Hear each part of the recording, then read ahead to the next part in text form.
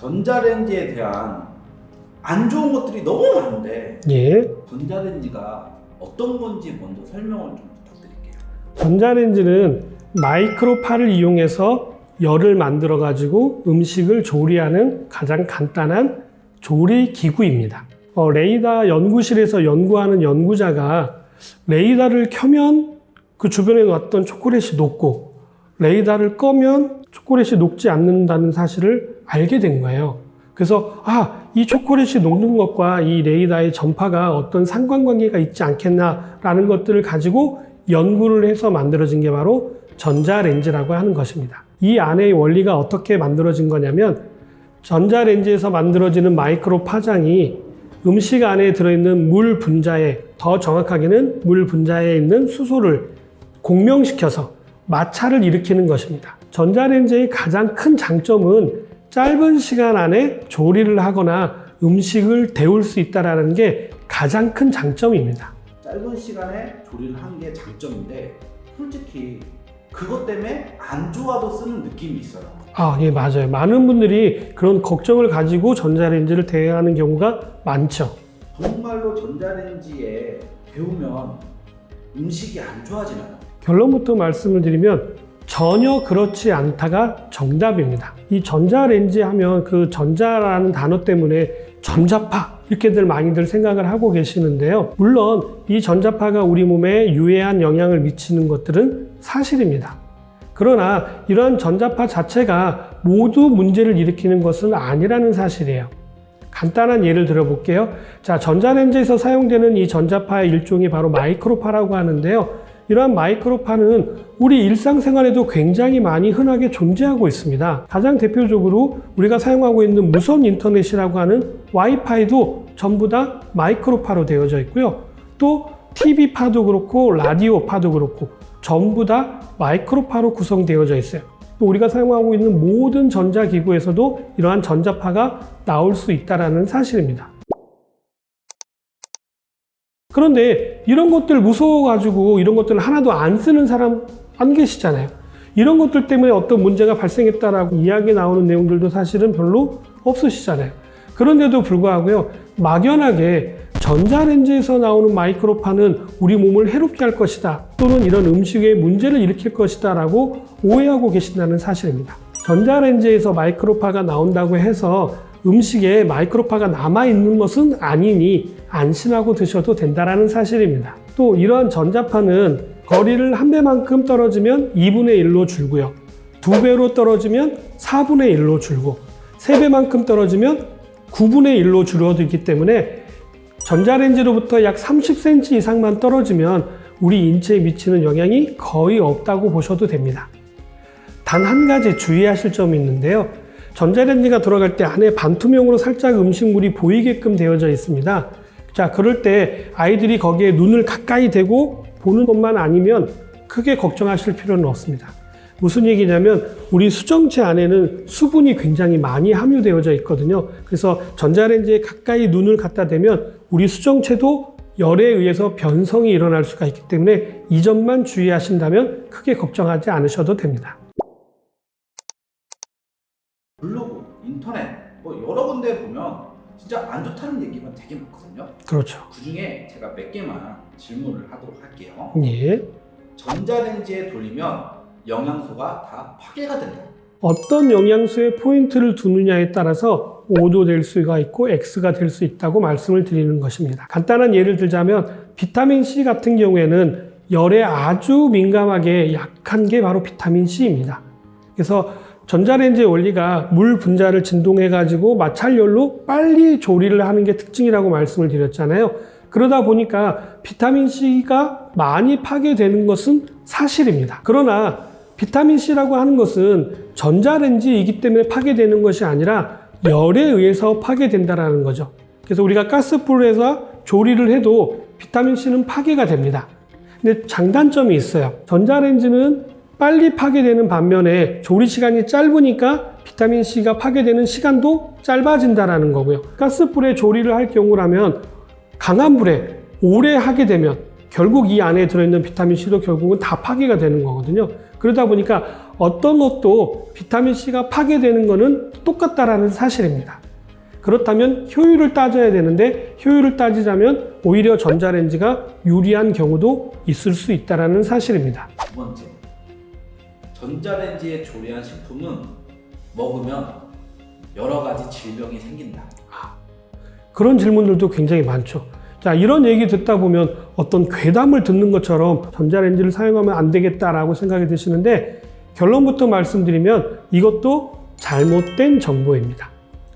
심지어 전자레인지에 조리를 하게 되면 유전자 변형이 일어나는 식품으로 바뀐다 이렇게 얘기하시는 분들도 저는 봤고요. 또는 영양소가 너무 다 파괴가 되기 때문에 빈 껍데기, 정크푸드만 먹게 돼서 몸에 안 좋다 이렇게 얘기하시는 분들도 계시고요. 또 전자레인지에 데운 음식을 먹는 아이들은 막 정서불안을 일으키는 아이가 될 수 있다 이런 얘기도 봤고요. 또 그런 음식을 먹으면 치매에 걸리는 경우도 생길 수 있다 이렇게 얘기하시는 분들이 굉장히 많으신데 이거 모두 다 잘못된 정보들입니다. 자, 이런 얘기가 나오게 된 계기가 바로 뭐냐면 방사선 조사 식품과 전자레인지에 데운 식품을 헷갈려서 혼돈해서 나타나는 오해입니다. 방사선 조사 식품 같은 경우에는 앞에서 말씀하셨던 여러 가지 증상들이 나올 수 있다는 게 과학적으로 입증된 내용들이 많이 있습니다. 그러나 이거는 전자레인지와는 전혀 무관한 이야기인데 건강 강의하시는 분이라든지 아니면 심지어 의사분들도 이것들을 착각해가지고 TV에서 잘못 얘기하시는 경우가 있으시더라고요. 이거는 100% 다 잘못된 것들입니다. 전자레인지에 데운 물을 식물에게 주면 죽는다. 저도 그거 인터넷에서 여러 편 봤는데요. 이런 부분들은 제가 사진을 보면서 좀 설명을 드리도록 하겠습니다. 자, 지금 보시는 사진을 보시면 인터넷에 올라와 있는 사진을 제가 캡처해 온 건데요. 전자레인지로 데운 물을 준 식물이 9일 만에 다 말라서 죽었다. 이렇게 얘기하고 있고요. 사진 한 장을 보시면 밑에 자막처럼 나와 있는 것들을 읽어보시면 결국 전자레인지에 끓인 물을 먹고 자란 화분의 꽃이 먼저 말라가고 있다. 이렇게 나와 있는 사진들이 있습니다. 이런 것들이 실제로 맞는지 실험을 해본 모 방송국의 자료를 가지고 자세하게 설명을 드리도록 하겠습니다. 두 가지를 가지고 실험을 했는데요. 하나는 양파를 가지고 실험을 했고 하나는 식물을 가지고 실험을 해봤습니다. 하나는 일반 수돗물을 줬을 경우와 그리고 전자레인지에 데워서 식혔던 물을 줬던 경우와 그리고 커피포트에 데웠던 물을 식혀서 준 경우 이렇게 세 가지로 나눠서 봤는데요.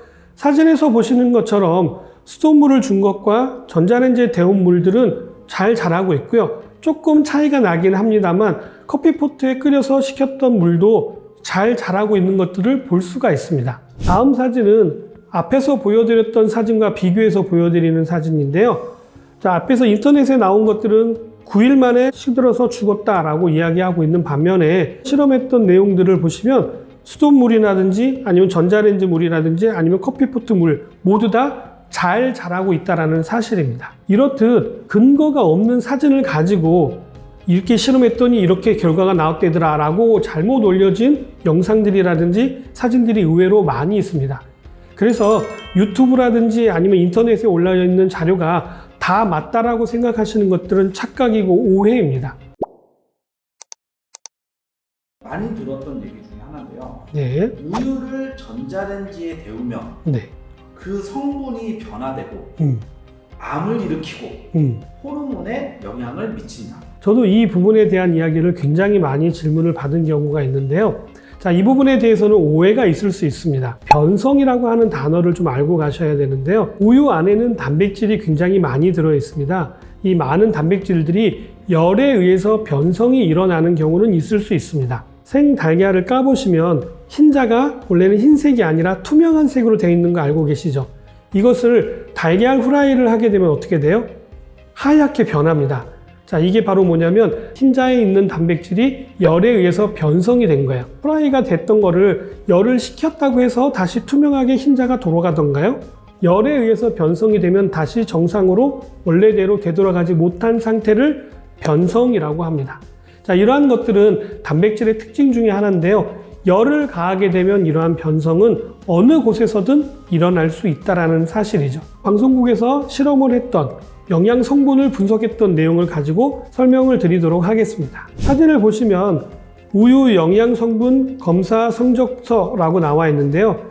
이것은 일반 우유 성분과 그리고 중탕에서 열을 가한 우유의 성분과 그리고 전자레인지로 데운 영양 성분을 비교 분석한 것입니다. 탄수화물의 경우를 보시면 원래 있었던 우유는 3.9%였어요.